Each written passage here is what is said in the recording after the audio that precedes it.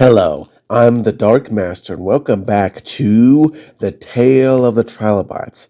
Last time I discussed the Palaeozoic, which I stated were the most controversial Trilobite order, but I may have been a bit hyperbolic, as in this video we shall be continuing the coverage of the 11 orders of Trilobites, with an order that is arguably just as controversial, if not more so, that being the Agnostida. We shall be covering the group's evolutionary history, their diversity of forms, their diagnostic traits so that you can identify them in the field, their very controversial ecology, and why they went extinct. All of which are controversial to some extent, but it seems fitting to start with the biggest controversy the group has, that being whether they are actually trilobites or not.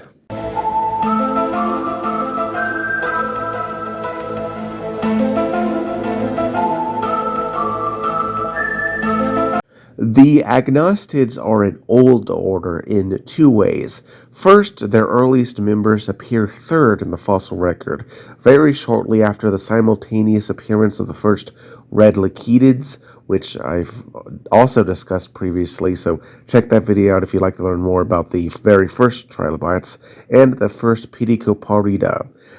And to be honest, they probably originated even earlier than the fossil record tells us, due to the small and rarely preserved nature this group might have had going further back in time, and the incomplete nature of the fossil record.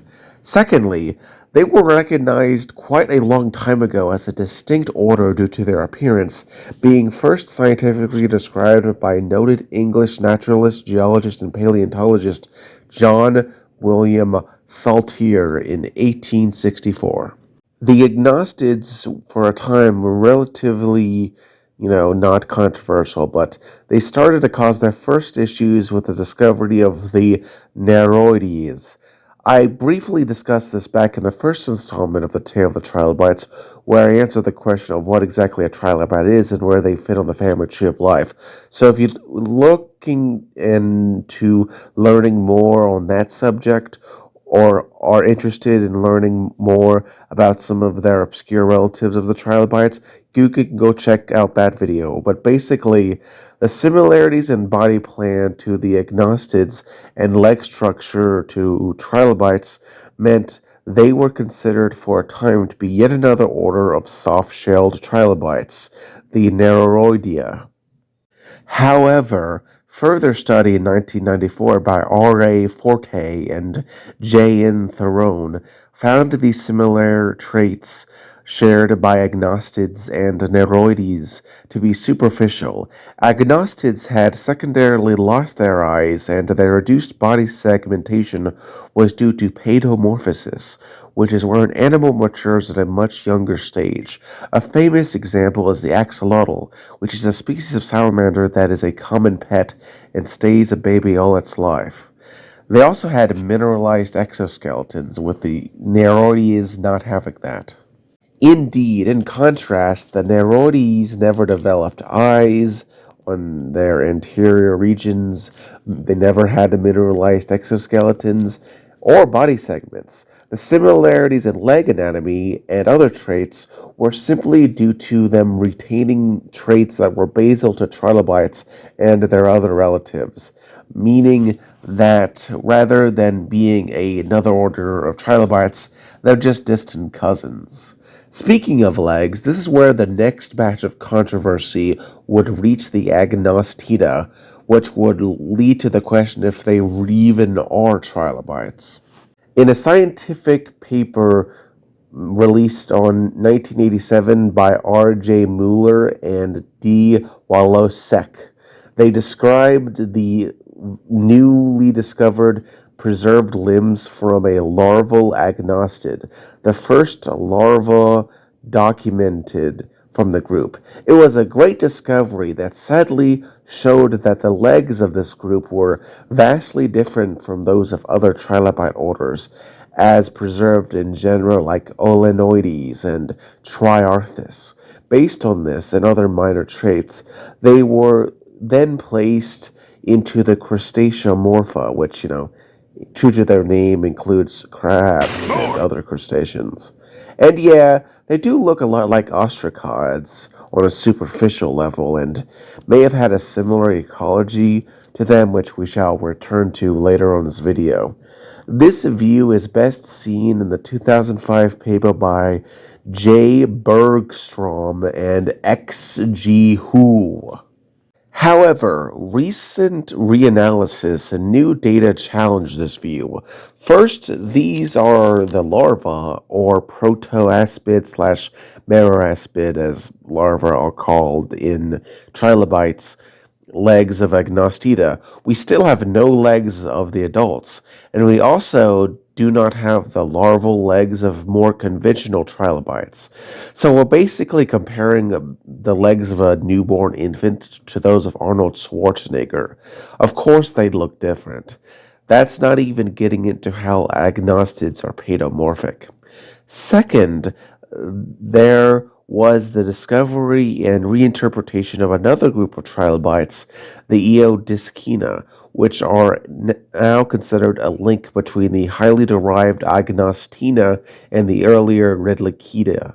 The current consensus is that they are at minimum either a trilobite or a sister group to all other trilobites, though some still think they are crustaceans, which would mean that they are basically, for all intents and purposes, still trilobites if at least the majority view is still in place.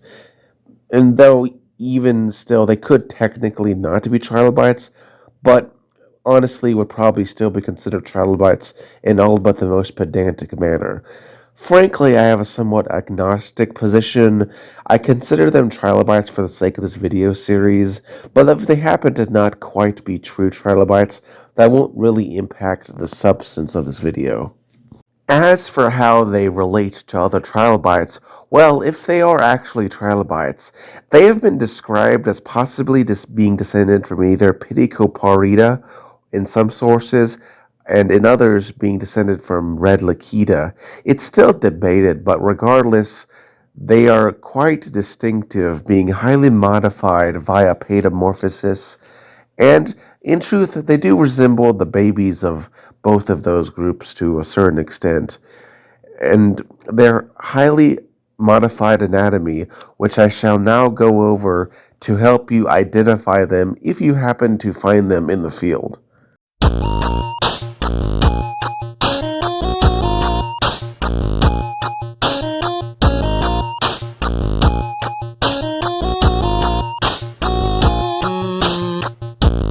Alright, so the first thing you will notice is that agnostids are physically some of the smallest trilobites, with most being under 0.1 inches in length. They can have either 2 or 3 body slash thoracic segments, and in terms of eyes, the earliest of them in the Eodiscina do have a unique form of eyes called the abathochoroidal eyes, which are unique to this group due to having few lenses, each with an individual cornea. In many ways, they resemble the larval eyes of other trilobites and may have been useful in certain conditions. More derived agnostids completely lost their eyes, with their cephalon, aka head, being instead distinguished by certain sutures, nodes, and sulcuses. The pygidium or tail is generally isopygeous or equal in size to the head. Indeed, it can be hard to tell which end of these guys are the head or tail, and especially in some species who have completely effaced both of them, though some have tail spines, which make it a little easier. Overall, the agnostids are one of the easiest orders of trilobites to diagnose and identify in the field, but I still think it's worth it to discuss these traits for new people in case they happen to find them, and in certain locations they can be very common. Now, let's go over the diversity to be found in this group of big babies.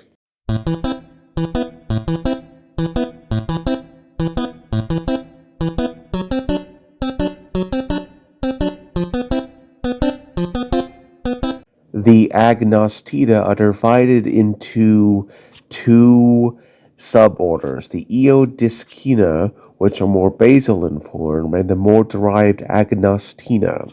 Let's start with the earlier of the two. The Eodiscina are distinguished by possessing more basal traits, including the possession of eyes, up to 3 thoracic segments, and more typical trilobite facial structures. This suborder is the oldest of the agnostids, emerging in the Lower Cambrian and lasting until the end of the Middle Cambrian. They contained only a single superfamily, the Eodiscoidea, which is diverse, being divided into 6 families. Starting with the oldest one, there is the Pseudiscidae, which is a monotypic family with the genus Sunidiscus, a 0.27-inch long trilobite that closely resembles the larva of both the Pedicoparida and the Redlicida, meaning it provides a good transitional form, showing the ancestral state of the Agnostida. This family in turn gave rise to several others, which we shall now discuss as we go on to the rest of the families of the Eodiscina. The Calodiscidae are a small family of 5 genera, which are a fairly obscure side branch, whose most notable genus was Cynodiscus, which had eyes and they had no descendants. Then there were the Euconidae, which were another small family of 6 genera that, true to their name, are known from Russia and the Yukon. Notable genera include Euconia, which had spines grown out of the first pair of thoracic segments, which are not common in this group with their reduced segments. From the Euconidae, the next family, the Eodiscidae, emerged, which are another family of 9 genera, the most notable ones being the genus Pagetia and Eodiscus, which gave the family, superfamily, and suborder its name. Going back to the second line of Eodiscina that came from the Sunidiscidae, we got the Hebediscidae, which consists of about 8 small genera, the most notable one being Koenemann, which had spines growing from the head. The last but arguably most important family are the Weymouthidae, which were fairly large for the group, being a massive 0.4 to 0.8 inches in length.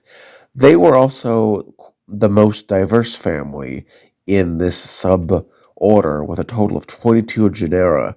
Some notable ones included Weymouthia, the one that gave the family name, the highly textured Aximetopus, and Tanudiscus, which eventually seems to have given rise to the other suborder of Agnostida, which let us now move on to and cover. The second suborder, Agnostida, is much more derived, lacking notable eyes and facial structures, only possessing 2 thoracic segments and generally smoother bodies. It is also much more diverse, being divided into 2 superfamilies, the Agnostoidea and the Condylopygoidea. Starting with the smaller of the two, the Condylopygoidea are distinguished by their cephalon with transversely oriented glabella lobes, the frontal pair being larger than the back ones. Together they form an occipital structure. In layman's terms, while they lack eyes, the structure of their head still has a distinctive look. This superfamily contains only a single family, the Condylophyidae, which contains only 2 to 3 genera, the most notable ones being the genus Condylophygi and Pluractamnia. The other superfamily, the Agnostoidea, is distinguished by the glabella lobes not being significantly varied in size compared to each other and lacking any occipital structure, and is much more diverse with 10 whole families. First and most famous are the family Agnostidae, which includes the famous genus Agnostis, which was a numerous cosmopolitan species regularly found in mass deaths in deposits from the upper middle Cambrian from 506 to 492 million years ago. It got its name due to its discoverers initially not knowing what animal it was, which is ironic given the controversy the agnostics would get into. Overall, a successful family that held 26 genera and lasted into the Middle Ordovician. The next family are the Amagnostidae, which are a small family consisting of only four genera, the most notable being Amagnostis. Then we got to the Clavagnostidae, which is another small family of four genera, the most notable being Clavagnostis. Then we come to the Diplognostidae, which are a decently sized family of around 17 genera, the most notable one being the genus Han Solo. Yes, literally a trilobite named after the famous Star Wars character. Though, to be technical, apparently the name was actually based on the Han Chinese, aka the largest ethnic group of China, and being the sole specimen it's known from, combined with its age of the Middle Cambrian, meaning that it was the last of its family. But really, come on, the inspiration is obvious, and it, much like other agnostics, may have shot first away from predators if approached. Then there are the Dori Agnostidae, which was a smaller family of only a single genus, Dori agnostis. Next, we got the Glyptagnostidae, which are a significantly larger family of two genera, the most notable one being the highly ornate Glyptagnostis. Going forward, we come to the family Metagnostidae, which is a decently sized family with about a dozen genera, the most notable one being a Trinodus. Then we have the Paranopsidae, which were the oldest of the Agnostine agnostids and gave rise to all the subsequent ones. They have traits in transition from the earlier Eodiscina and the later Agnostines. Fairly successful, they were found worldwide and contained 14 genera, the most notable ones being Itagnostis from the Middle Cambrian. Next, we got the Ptycagnostidae, which were another cosmopolitan family that lasted from 509 to 497 million years ago and contained a dozen genera, the most notable being Ptycagnostis. Last but not least, we got the Spinagasmidae, which was a small family, the most notable member of which was Hypagnostis. Overall, the agnostids were a rather successful group whose diversity is somewhat slept on and underappreciated. Now that we've discussed their diversity in members, let's go to their ecology, where we see yet more controversy that the group has.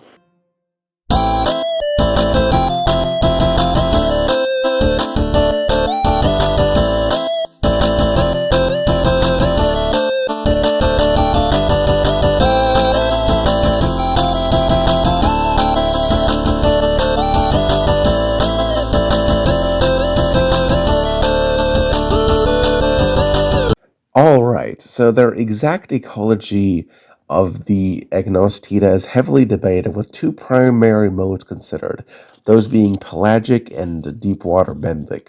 Based on their cosmopolitan distribution, small size, large numbers, and limb structures, they are considered by some and were initially viewed as being pelagic.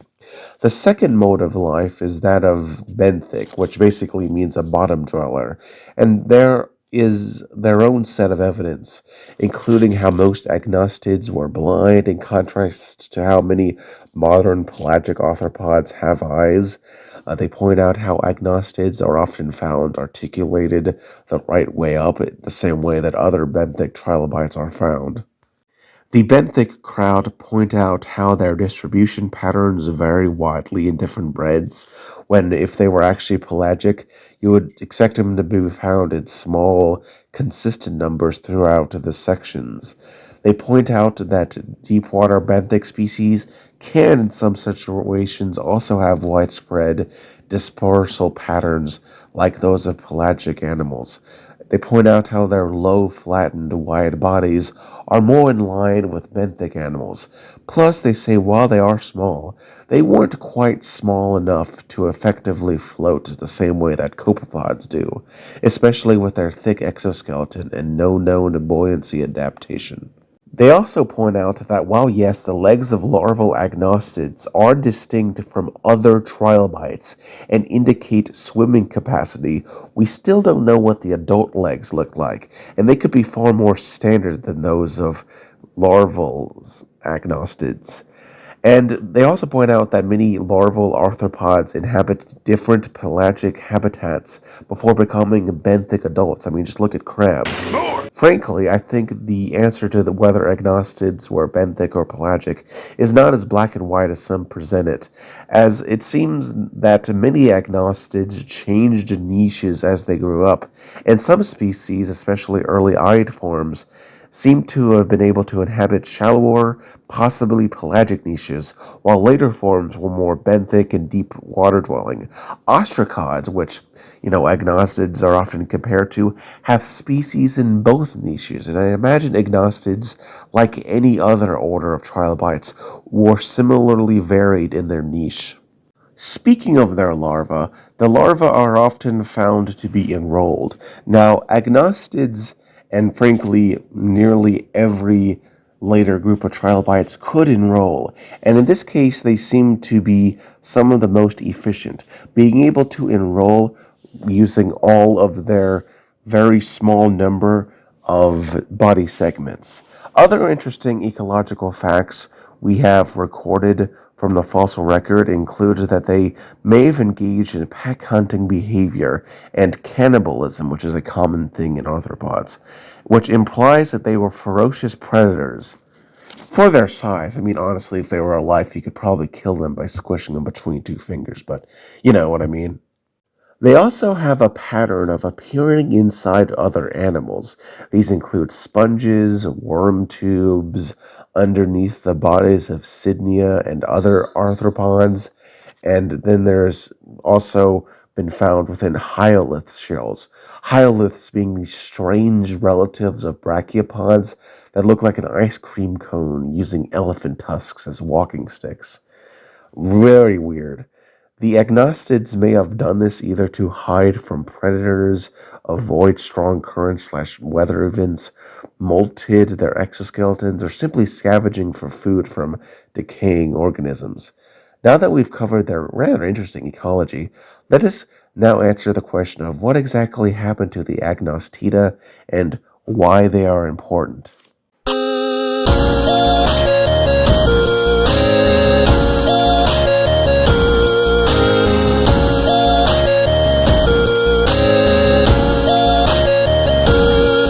Alright, so the Agnostida were a very numerous and diverse group early in the history of trilobites, being very common if perhaps never truly dominant due to their tiny nature, meaning that they fell prey to pretty much anything larger than an average invertebrate. During the early Cambrian, they were particularly common. The start of the Middle Cambrian period, which saw the extinction of the red Laquita, did hit this group hard and wiped out the suborder Eodiscina, but they did recover. Their diversity, albeit now, was limited to the suborder Agnostina, and thus lacked eyes, and a lot of their morphological variety was reduced. But still, they were extremely numerous and seem largely unaffected by the Andocambrian extinction that heavily hit the Pedicoparida. Over the following Ordovician, they seem to slightly decline, but are still fairly diverse.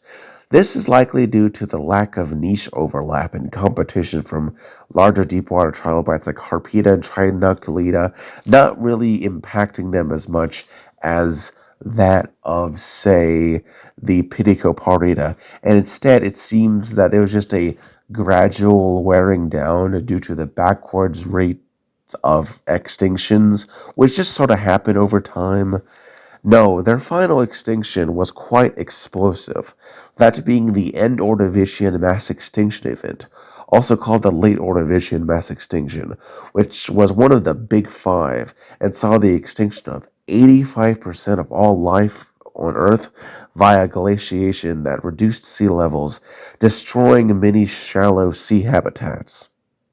But for the agnostids, which did live in deeper oceanic waters, that wasn't really what hit them. No, the real issues were the anoxia events, where oxygen became absent, and metal poisoning that was the result from toxic metals leaching into the water from the deep sediments as the oxygen was depleted. We have evidence for this is seen in the spiking of mercury in deposits of the time. Both would have been heavily impacting on deep water animals, which the Agnostida were limited to at that point, and sadly were heavily impacted, and the numbers just didn't save them when their habitat was completely rendered uninhabitable. Regardless, the Agnostida are important, for they represent a good example of the extreme morphologies that trilobites were able to get into. They show the processes of how we define groups and how that changes over time, and the importance of transitional forms in our understanding of taxonomic groups. Plus, they show one of the sacrifices that groups do when they abandon one habitat for another. They also provide an interesting case study of paedomorphosis.